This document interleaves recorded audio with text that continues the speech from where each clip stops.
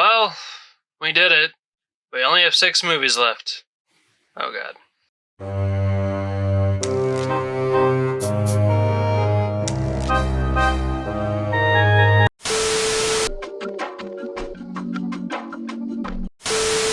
Hey everyone, I'm Adam Maker, and I want to kill myself.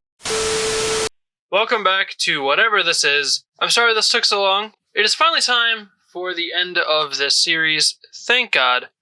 This took super long to make because, as I said, we got 6 movies to go over. Fuck.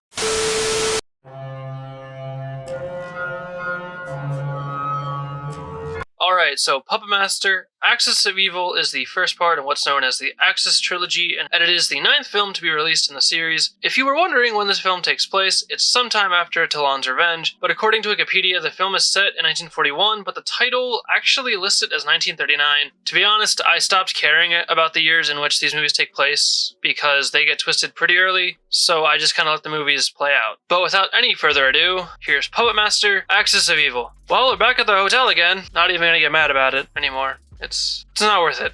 I'm pretty sure, though, every time we see this hotel, it's just recycled footage from previous movies. Anyway, here we are in the basement of the hotel where Danny, I'm not even gonna try to make something funny with his name, he's just fucking Danny. Danny is making chairs for his uncle. The two start engaging in some back and forth, and eventually get on the subject of Andre Talon, because of course, it wouldn't be a Puppet Master movie without him. Although, of course, that is not counting the ones he's not in. During their conversation, we learn a bit about Danny, like he wants to go over and kill Nazis, but he had polio as a kid, so he's unable to. Also, the uncle asks, now why would Nazis want to steal his puppets? Fair question. Danny then suggests that he could possibly work for Talon. Yeah, I'm sure nothing bad will come from that. Also, this film takes place in 1939, but they're talking about going over and fighting the Nazis. The US wouldn't enter World War II for another 2 to 3 years. I'm glad this franchise, whose lore is so dependent on World War II and the Nazis, knows about history. Oh look, my favorite, recycled footage. This time, it's from the first movie, so at least it's different this time. Now, I'm not sure if this is supposed to be a flashback. I don't think it is, because in the first one, this scene is said to take place in 1939, and the opening of this one's in 1939. But the things that Danny and his uncle are talking about don't occur until 1942, so I'm pretty sure they just didn't want to create new footage of Talon blowing his brains out. Either way, this use of recycled footage lasts about 5 minutes.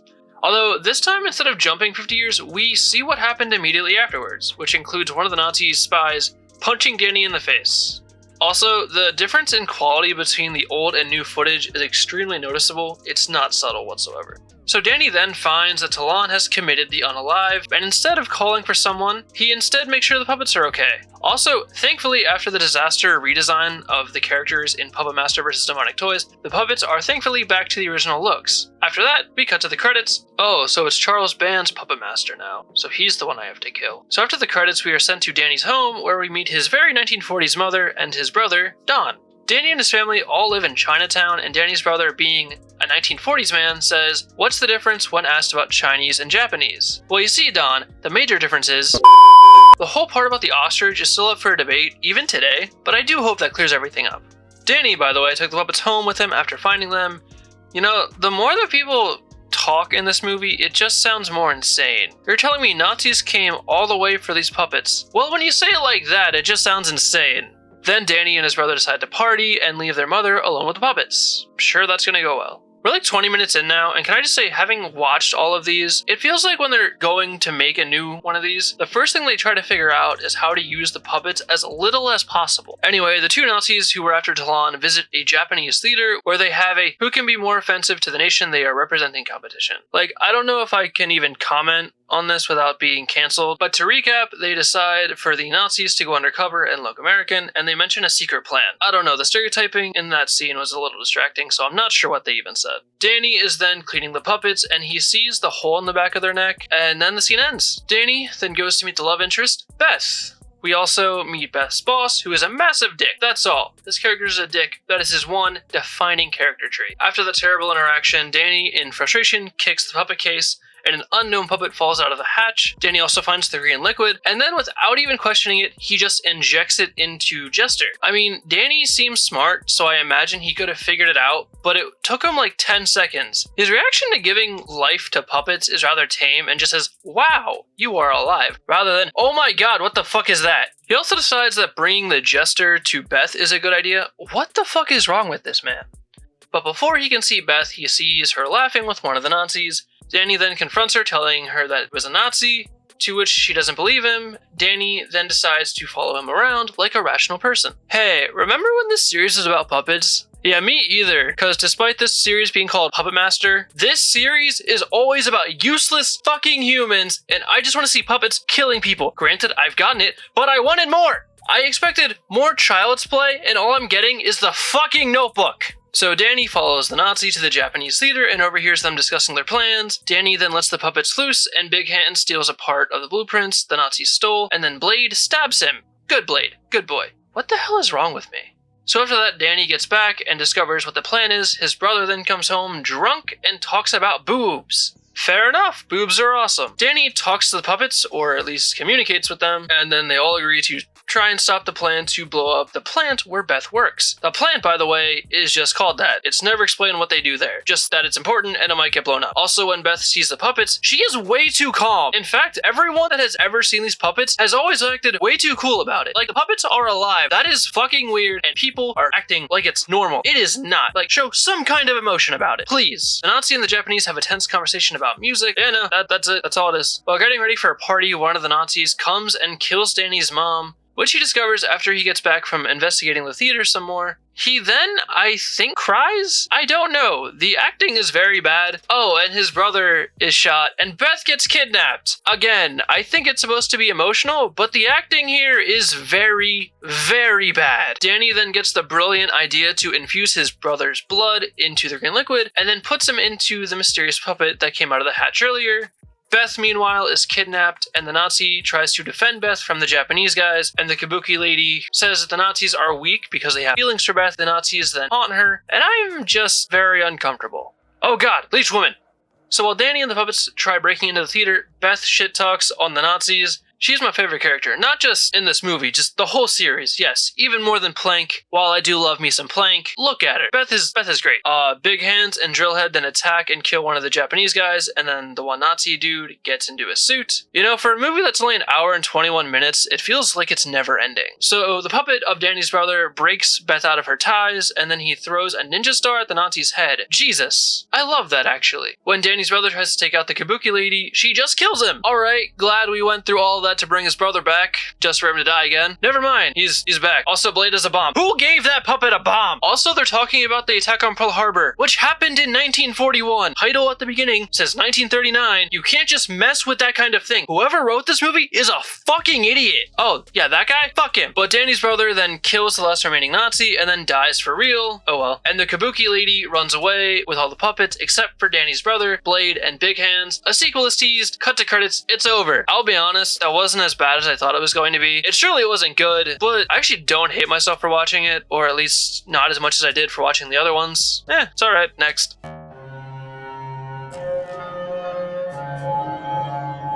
Puppet Master X, Axis Rising. Look, they went back to numbers. They just wanted to put the X in the title, didn't they? So this picks up pretty much immediately after the events of the last one. We see the same, but also recasted Kabuki lady running down a dark alley where she runs into some Nazis. So one of the Nazis takes the bag that the lady had, and then Drillhead does what he does best, to which the reactions range from shock to whatever this face is. Although, to be fair, I don't think I'd know how to react either. Oh, and then a Nazi dude just kills her, and then implies necrophilia, and I'm uncomfortable again, something that is becoming increasingly common with these movies. After whatever the hell that opening scene was, we cut to the opening credits. Wait, what the fuck? Nigel McGuinness is in this? Like the wrestler. Oh my god, he is. UK wrestling legend Nigel McGuinness is in this movie. I don't know if I should be excited or scared by that. Okay, so after that bombshell of information, who the fuck is that? That is not Danny, and that is certainly not Beth. Who are these people? Okay, so I looked it up, and no one from the last movie is in this. You got UK wrestling legend Nigel McGuinness, but you couldn't get the guy who starred in the last one to come back. Alright, I don't have a lot of faith in this one. The recasting of literally everyone has not helped. Okay, let's just get this over with. Oh my god, the guy playing Danny is a worse actor than the guy I called Plank. This acting is like watching a college short film. I should know. I've made several. Ah yes, Blade, here to save the movie. Thank God they at least kept the best actor. Although, I think he's seen better days. This is like watching planks of wood try to play charades. So after whatever that was, we see a totally not suspicious man go into a totally not suspicious lab, and guess what? He likes destroying baby dolls. Yeah, I didn't expect that one either. Hot Nazi! What the fuck? Listen, this woman is very attractive, but one, what the fuck is this uniform? And two, why a hot Nazi? Look at this shot and tell me this doesn't look like it's from an edgy porn. Like, that's the only vibe I'm getting from this. So the hot Nazi is just being a bitch to this old man for no reason, but she's a Nazi, so I guess her being a bitch shouldn't be that unexpected. So the hot Nazi promises to give the old man a surprise if he does a good job, and by surprise the man, she means, sex. The Nazi that killed the lady earlier, whose name I think is Morbius, is back, then threatens the old man, just straight up with death, if he doesn't do whatever he is supposed to be doing. So not Danny, and very much not Beth, get taken by the US Army, and Major Payne tells them that they know about the plot to blow up the plant, and he commands them. Danny continues to proclaim that he needs to enlist, but Payne says it's not about the uniform, it's about the soldier's spirit. What? Okay, so the old man is actually working on a resurrection machine, so Morbius kills the Japanese man because in order for a resurrection machine to work, the subject must already be dead. You know what? Fair enough. Then they test the machine and the man is alive again. Yay! Oh, no, he's dead. Morbius then yells at the old man and shows the old man Drillhead. Fair enough. Drillhead is pretty dangerous. He also pulls a gun on him. We cut back to the aftermath of not Danny telling Major Payne the story of the last movie, and Payne just believes him, I guess. Like, they don't even have to try and convince him. He just believes them. He then invites them to a secret dinner gathering thing for a general, and then kicks him out. Hot Nazi! Yeah, so the hot Nazi is trying to seduce Morbius, and then gets upset when he doesn't seem interested. Listen, I wouldn't be proud of it, but come on. Okay, so after being rejected, she then insults him for being obsessed with Nazis and magic. Both things are worth insulting, to be honest. Morbius then yells at her, she likes it, and then they fuck, except they don't. They get interrupted by a messenger with a message, obviously. The message is about the secret dinner that we learned about earlier. Morbius decides I need to kill the general, resurrect him, and use him against the US. Bold plan, I gotta say. Not Danny and Beth arrive back at a home that is not the house from the last movie, with a sergeant who I'm guessing was told to watch them. Guess what? The sergeant, he's a dick. What a twist. By the way, we're 40 minutes into this one, and there's been one kill by a puppet, and it was in the first 2 minutes. We haven't even seen a puppet that wasn't Drillhead since the first 5 minutes. What's this movie called again? Right. Oh my god, this dinner scene is still going. Holy shit, it's the puppets, finally! We once again are sent back to the totally not suspicious secret lab, where the old man is looking inside of Drillhead. Hot Nazi! The old man then extracts the green liquid out of Drillhead, and then the hot Nazi kisses him for his efforts. Morbius then walks in on them, and kills the hot Nazi. Damn, the one redeeming thing about this movie was just killed. The old man then weirdly coddles her dead body. That's...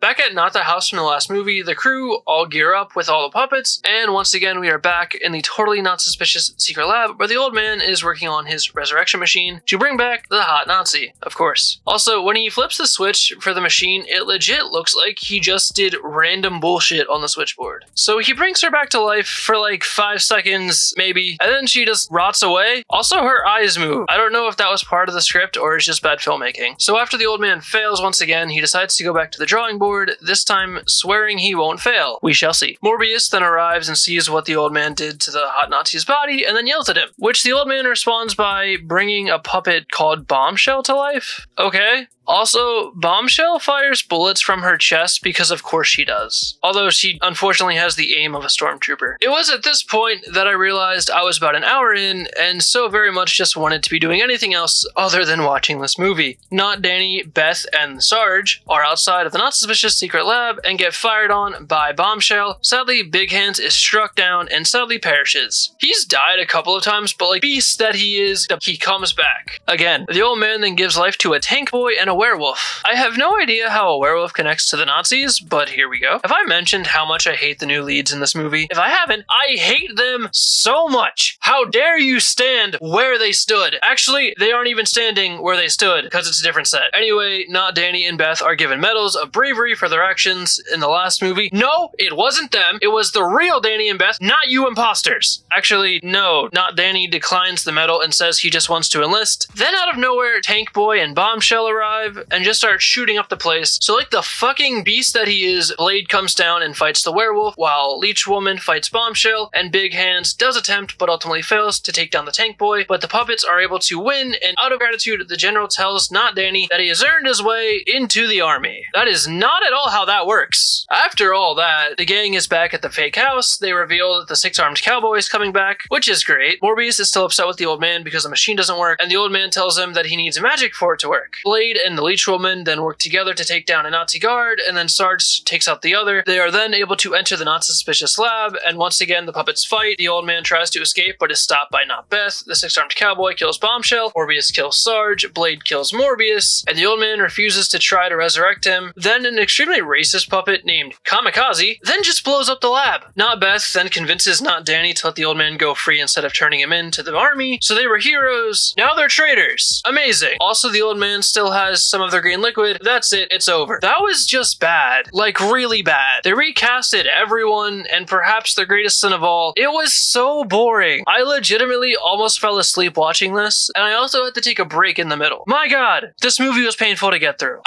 You know what? Whatever. Let's go to the next one.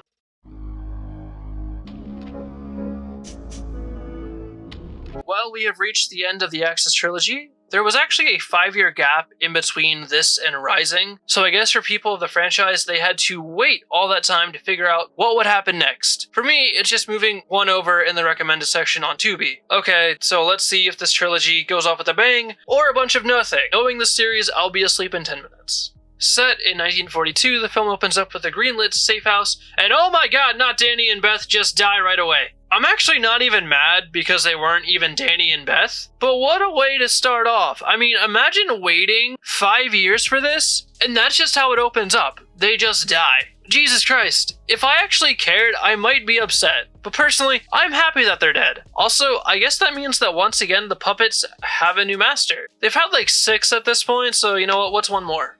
After the credits, we see a random receptionist who looks more like Beth than the girl they recast her with. We then see Brooks make eye contact with a man who is clearly not writing anything, and then he is called into the office. I love the dedication of the guy playing Brooks, by the way. He's so intense. The man that Brooks made eye contact with outside is then brought into the office, and he turns out to be Dr. Ivan Ivanov. That's really the name they went with. Brooks is told that the Nazi puppets have killed several Americans and that he is now to work with Ivan. Alright, we then see some Nazis talking about someone dying. I'm pretty sure it's the old man from the last one. I don't really know. Jesus, her stare is very intense. Why is this movie so intense? It's the 11th Puppet Master. There's no need to act this intensely. Okay, never mind. I take it back. Go back to acting intensely. It's better than whatever this is. Oh, well, those guys are both dead. Cool. Blade then scares Ivan's daughter, and she's rightfully confused about it. She then meets Brooks, and whose response to seeing her definitely tells me that he wants to fuck her. We also meet Georgina Vale, a witch who specializes in sexual magic, because of course she does, and whose body language, to me, says that she would like to fuck Brooks.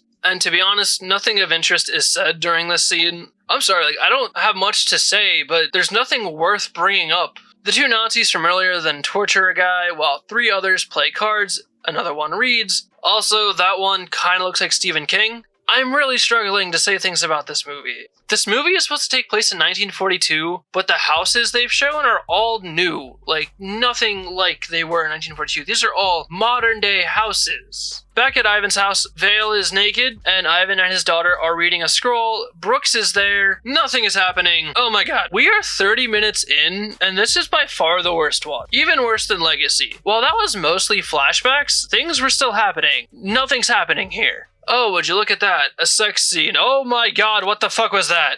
Oh, and Blade is still watching Ivan's daughter. Which is weird, right? I'm not crazy. It's weird. Ivan's daughter then explains she had a dream about Brooks that pretty much is just exposition about his backstory. Ivan's daughter then explains her own backstory. None of this, by the way, is interesting. Yeah. Oh, shit. Brooks, Ivan, and his daughter then come face to face with a Stephen King lookalike who threatens to turn them all into puppets. Again, none of this is interesting or fun to watch. I'm gonna go back to sleep. Oh shit. The six-armed cowboy then kills a Nazi, and Big Hands tries choking the lady Nazi, but is taken down by the syringe lady. This movie is like watching Snail's Race. It's kind of interesting for a few seconds here and there, but my god is it slow. The leech woman then throws up a leech onto the eye of the Stephen King lookalike, whose response is to electrify his face. Good idea. He lives, by the way. I give up. I can't do it. I can't finish it. I'm done. I'm so sick of this movie. I can't take any more of this. This is by far the worst one. I know I joked about the intensity of the acting with characters like Brooks, but oh my god. The acting is just bad. The writing is dog shit. The editing, the lighting, everything about this movie is terrible, and I can't do this anymore. I'm not doing it. I'm not finishing this one. I can't. I'm done. I don't care. Whatever. Just go to the next one.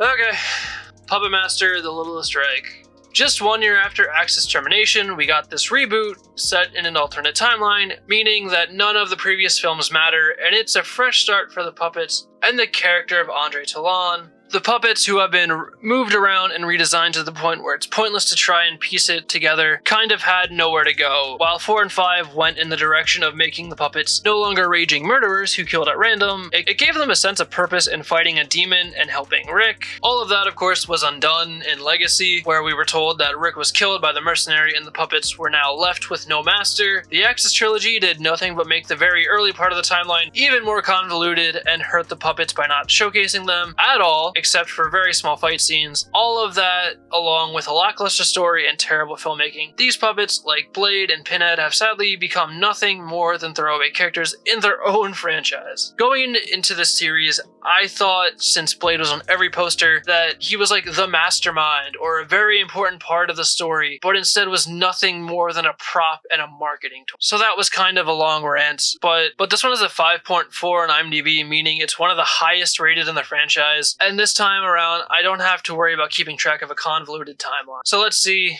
what this reboot has to offer. The first thing I want to mention about this movie was that it was actually not made by Full Moon Entertainment, and was actually released by Fangoria, and it's also feature length right at around 90 minutes, which is actually quite the accomplishment for this franchise. Okay, so unlike the other films, this takes place in Texas and not California, and it's also, so far, shot like an actual movie. So this version of Andre Talon walks into a bar and asks for soda water with lemon.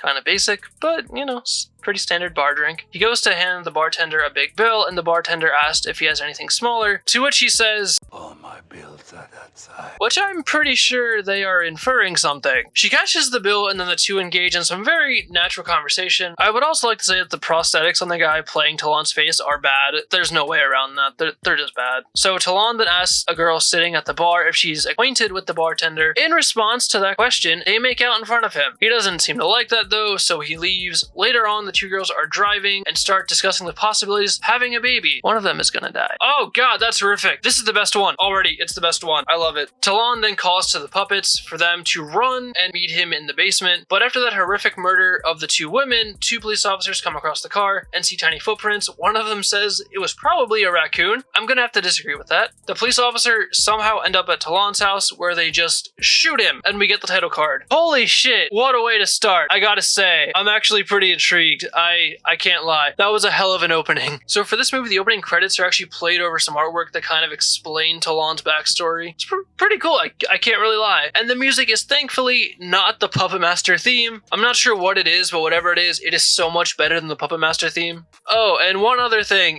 If you couldn't tell, Talon is actually a bad guy in this. Well, more than he was in the originals, you know, for creating the puppets. But in this one, instead of fighting Nazis, he was a Nazi and used the puppets to hunt down enemies of the state. I'm not going to say anything specific because I don't need the algorithm to hate me more than it already does. But okay, moving on. So we cut to present-day Texas, where we meet Edgar, who goes to see his parents, and guess what? His dad's a dick! Who would have thought? Also, I know that this whole series is categorized as horror comedy, But this is the first one that is legit just telling jokes. So Edgar goes through an old box and finds a newly redesigned blade. To be honest, I don't hate the redesign. It's a bit more gritty compared to the old design, which was a bit more cartoonish. So as it turns out, Edgar actually works at a comic book store and actually makes some of his own. Wait, what the fuck? Nelson Franklin? What? Why is he in this? That dude's like an actual actor. He's been in an Edgar Wright movie. Why is he in this? So when Edgar arrives back at his parents' house, he gets a visit from an old friend named Ashley. The two of them go on a very awkward walk, and then he returns home, and he sees an ad for a Talon auction, and finds the Blade doll, which promptly cuts him. Now in this one, Blade actually has hands, and they open up to reveal the hook and blade rather than those just being his hands. Which, I'll be honest, is a redesign I can get behind. He then tells Blade not to stab anything. Good luck with that one. He also learned that it was his brothers who just randomly found it. Okay. While at work, he does some digging to learn about Postville, where his brother found the doll, and then Ashley walks in. Oh, they're dating, by the way. It was never said, but she walks up and kisses him, so unless they're just like really good friends, I'm going to assume they're dating. Do people kiss their friends? I don't have friends. Edgar then invites Ashley to the Talon auctions. Nelson then invites himself. So the gang heads off to the auction, and when they check in, the guy is just casually being anti-Semitic to Nelson Franklin. What names are your reservations under? There's two. One's under Easton, one's under Markowitz. You must be Markowitz. Why? Because I look like a Jew? Are you Markowitz? Yes. There's nothing to be upset about now, is there?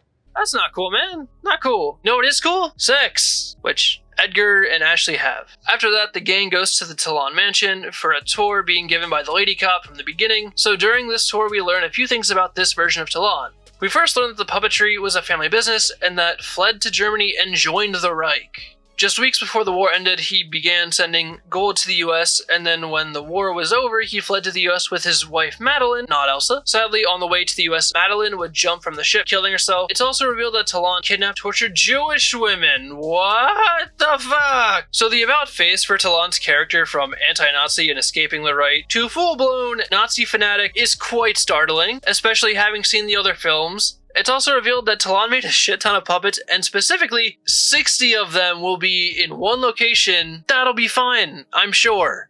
So after the tour, Edgar and Ashley immediately start going at it again until they discover that the box the blade was in is empty. In another room, when a couple returns, they find Torch escaped his box, and then he kills them. Listen, is it tragic that this couple died? Yes. However, it's great to see Torch back. We then go to another couple about to have sex, but sadly for them, Blade slices the man's Achilles heel and then stabs the hell out of the woman, none of which I can show you because boobs. We then cut to a wrestling reference that has aged worse than the original movie. So the guy who is watching wrestling goes to pee and gets his throat cut and then his head cut off by another puppet, and this one flies. And yes, he does pee on his own head. This movie is insane, and I love it. Now we see Nelson at the bar, and he tries to order a drink for a girl, but that plan quickly is thwarted by her drinking tea. He then buys her some tea instead, but she still rejects him. Nelson also befriended the bartender, whose name is legitimately Cuddly Bear. Fantastic. So the police show up, and then we learn that the other puppets have gone missing, but of course we know that they're coming alive. They're not actually going missing. A dude talking to his mom and lying about being sober is then killed by a Blade lookalike. A woman is killed in a bathtub and discovered by a woman who I believe is her lover. This death kind of irks me because it was made to look like a suicide. A pregnant woman is then killed by a puppet crawling into her and breaking out alien style, which is just absolutely horrific and kind of amazing. Edgar then finds the guy who was peeing on his own face when he died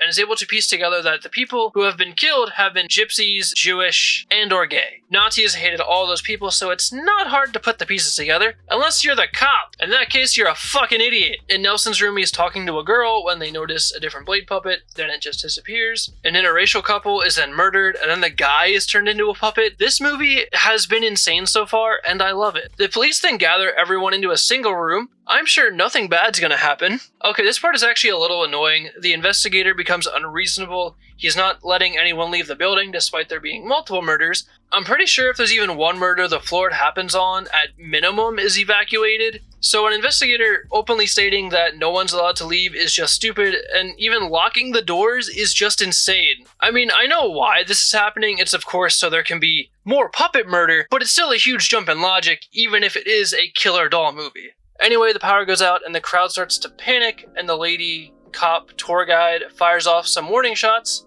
They're indoors, so of course. Then everyone just kind of leaves the building anyway, but the gate is actually locked to the parking lot so no one can leave, and then a woman's torso is cut open by the flying puppet we saw earlier. No one seems to notice though. A woman then gets into her car and Pinhead then opens the back of the woman's head. The body double is a tad noticeable, but I do appreciate the practical effects. There's these two stoner characters, and when they get into their car, the one gets killed by the one that looks like Blade but isn't Blade. The gang, however, was smart and didn't leave the hotel, so they're still alive, at least for now. Back outside, Cuddly Bear sees a kid whose parent was killed, so he helps him until the flying puppet just eviscerates the kid. All the survivors then gather in the bar and try to come up with a plan. Edgar then explains everything, then Nelson offers himself up as bait so they can catch one of the puppets. While guarding Nelson, the lady cop tour guide just gets wrecked when something is thrown through the window. It's kind of funny. Another cop who goes to check on her gets his arm ripped off by Pinhead, but they are able to capture a puppet. The guy that was turned into a puppet then kills a cop and starts shooting at the survivors, killing a maid and wounding the investigator. Also, the puppet that was inside of the guy was a baby with Hitler's head. I'm not joking. Nelson then throws that one into an oven. I see what you did there.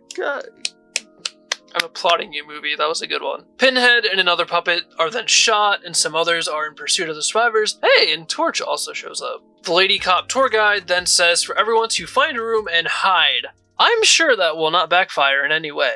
The main group is searching for a place to hide when they come across a bunch of dead bodies before eventually setting on a room to hide out in. Then they hear a girl calling out, so Edgar and Nelson go to see and they come across a dead woman who is being jumped on by a pogo puppet.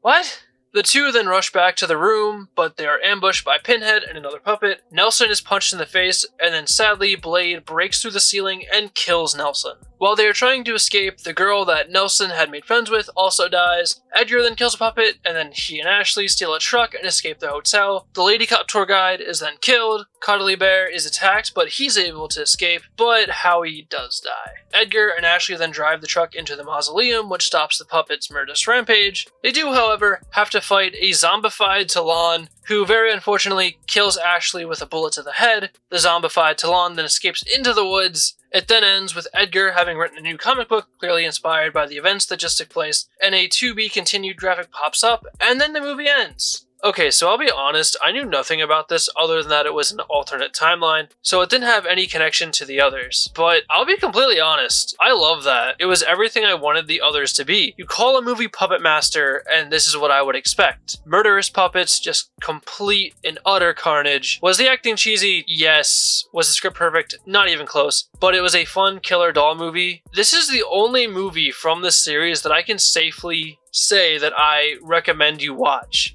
It's stupid, but it's the best kind of stupid. It's just fun to watch. I somehow really enjoyed this one. This one, however, is not on Tubi. I did, however, find it on YouTube. I have no idea how it's still on YouTube considering what's in it, but if you're able to still find it, I definitely say to check it out. Unfortunately, we are back to the old timeline with the next one, Blade: The Iron Cross. I don't want to watch this movie if I'm being honest. I really don't. Whatever, I'm almost done. Let's just get this over with. Next.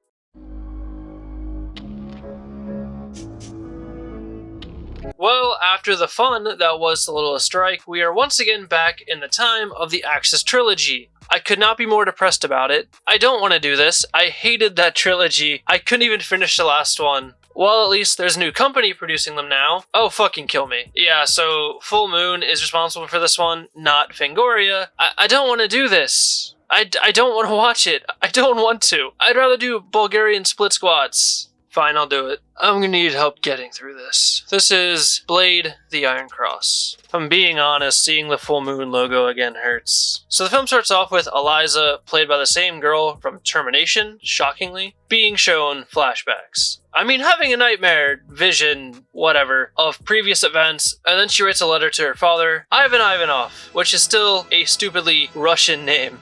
In this nightmare, vision, whatever, she sees Blade. Once she is done writing the letter, she then burns it, and it unleashes some green smoke. Whatever you do, don't take a deep breath. Also, once again, Blade is redesigned, and he just looks bad. I'm sorry. Hey, guess what? There's a Nazi scientist in a lab. Who would have guessed? They are experimenting with the green liquid that Talon made. These movies are just a big fucking circle. There's no progression. It just goes back to where we were before. Every movie has a scientist trying to figure out what the green liquid is, and every time they can't figure it out. What a fucking shock. Anyway, a dude threatens to kill an official, but then while trying to escape, he's eaten by a zombie. Okay, so there's zombies now.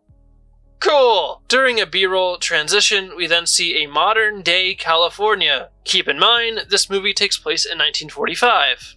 So at Eliza's work, we find out that she's a reporter who reports things. That's her boss. He's like a mix of that guy from How to Drink mixed with the epic voice guy. And then those two are just very horny. But her boss says that murder isn't a headline. I'm pretty sure that's all headlines are, sir. Eliza then takes the guy and investigates the guy that was killed by the zombie. While doing the investigation, they are interrupted by some police, and the one is doing an accent. I'm not sure what accent, but it's not one you would hear in California. He also threatens to beat Eliza, truly a man who swore to serve and protect. A lieutenant then arrives, and the music turns into a wannabe noir soundtrack for some reason. Eliza and the guy are then taken in for questioning, except that the guy is free to just leave when he asks politely, and then the lieutenant tries to flirt with Eliza, and it somehow works since she just kisses him. Like a true reporter, she does anything for a story. Now we see Eliza being stalked while she's washing her hair. It's the cop that threatened to beat her, actually. And then Eliza flirts with Blade, like, a little bit too much. And then there's a weird fade to black, and then it comes back to see Eliza then seductively sharpening blades.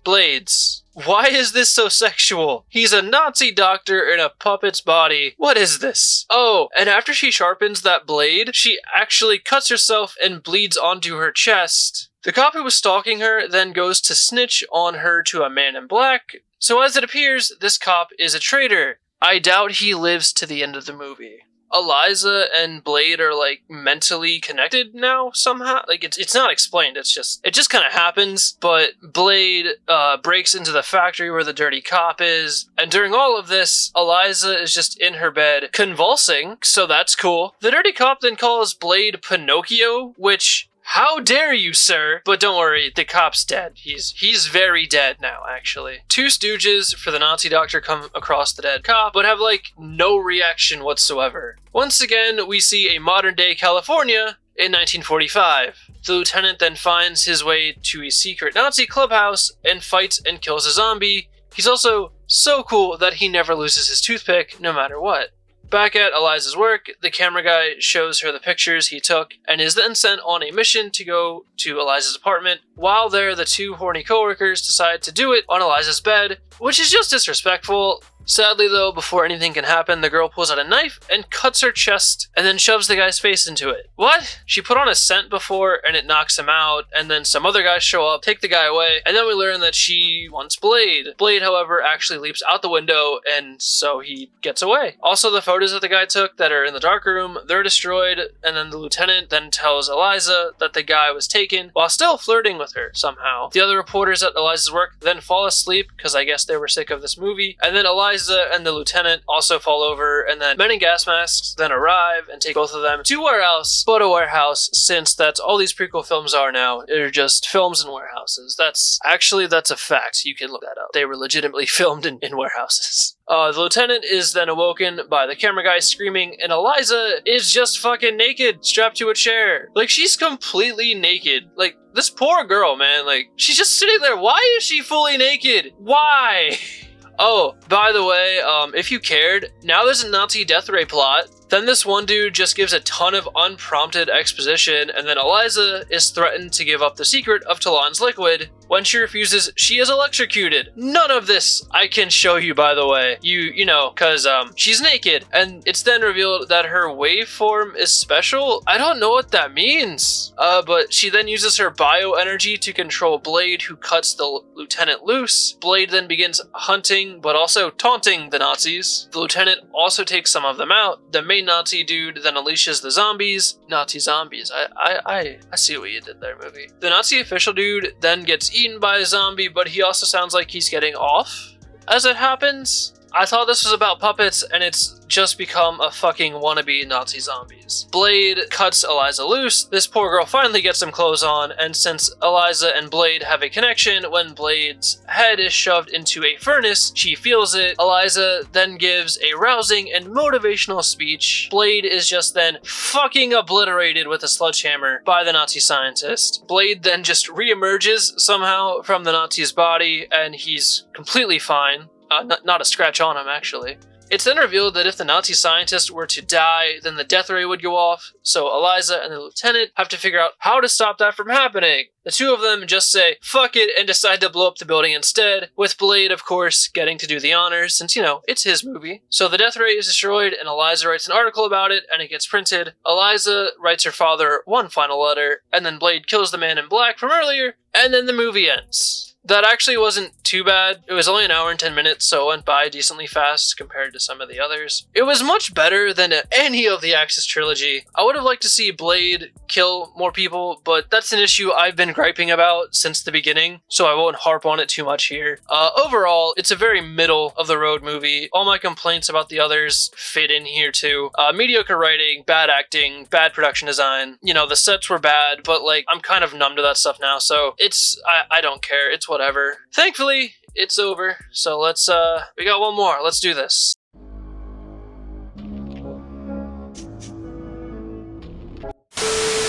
Okay, so this one actually isn't out yet. The Wikipedia page says it comes out this year, and to be honest, I thought it already had come out, but you know what? I'm happy I don't have to watch another one of these things. Next. Wait.